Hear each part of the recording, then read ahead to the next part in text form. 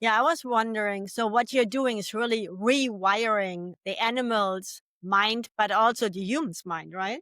It's even after I do like the training, if you send your dog to me, which is a program that I offer, no matter how well I do with the training, it is much more about what I teach the clients when they get their dogs back than anything else. So my dog's name is Frankie. If I say Frankie, come, and then I hand them to someone else who says, come, Frankie, we've got a big problem because those are two totally different languages. So that's what I do is I teach humans 80% and I teach dogs 20%. It's much more about teaching the people. That's a huge point. Did you hear that, Dagmar? I'm just making up numbers, so don't test them. No, but it is. No, we're not.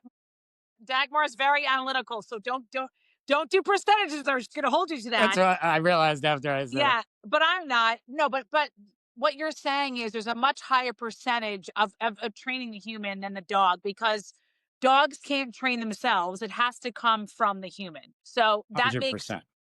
so much sense. I want to know, this is not your favorite. Hold on, listeners and viewers, because they're going, oh my God, he's picking a favorite breed. That's not what I'm about to ask you. If someone is getting a dog for the first time and they have young children, or maybe it's like an older couple, what would you say are the top 3 easiest breeds for young families or like an older couple? That's a just great easy question. breezy. That's a very great question. So, little dogs, King Charles Cavalier Spaniels, All right? Never Yeah, seen a maybe. mean one, never That's seen true. one. You know, they're good starter dogs. They were bred to just be companion dogs and just receive love.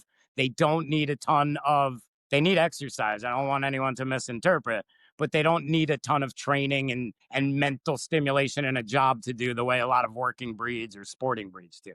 So that's a great one for people who don't want to be super active and have a dog that needs tons and tons of training like my Boston Terrier does. You like medium-sized dogs, Labrador Retrievers every day of the week, right? Again, they almost come just like fitting right into people's lifestyles. Now, sometimes they do some pulling and jumping, but those are easy fixes. They're always friendly.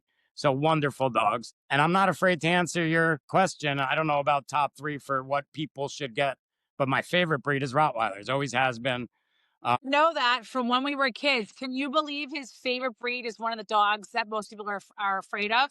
But the reason why he also loves that breed is because they're very difficult, aggressive, and hard to train. And you love a challenge. I And do love a challenge, but I But they're wouldn't loyal, right? necessarily say Are they that not very loyal? Rottweilers are even an aggressive breed. They are a guardian breed. So if you don't know what you're doing, they can be. they're on the no breed list for my building and all Well, the condos. think about this for a second. People would say the most aggressive dogs are pit bulls, right? But a couple Or of years ago, Doberman.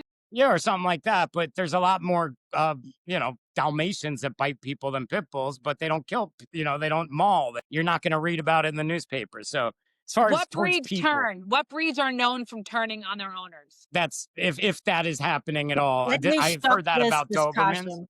If I you want to know think the thing with Dobermans is they were overbred to a ridiculous degree, and they did become very aggressive. Yep. Then it went Yep. back the other way, where everyone I met was scared to death. They weren't guardians anymore. They bred that out of them, and then I saw scared Dobermans. But I don't believe that the breed has anything to do with how your dog should interact with the world. I call it being an ambassador for the breed. If you had met my Rottweiler Buju, What like do you mean if wherever I I went, did? I know Buju. You have Buju for what are you talking about? yeah, you're right. I still had him in New York. I forget how long. And Buju was, in my mind, to this day, the most incredible dog I've ever known. Wherever I went, people would say, I am afraid of Rottweilers, but the look on your dog's face, his calmness, his way of interacting with you makes me feel very comfortable. And people started to relax and say, okay, maybe it's not the breed so much. It's any dog can have an irresponsible owner. If you are going to get a guardian breed, and you think you can do it on your own without the help of a professional trainer, a lot of times that's a big mistake.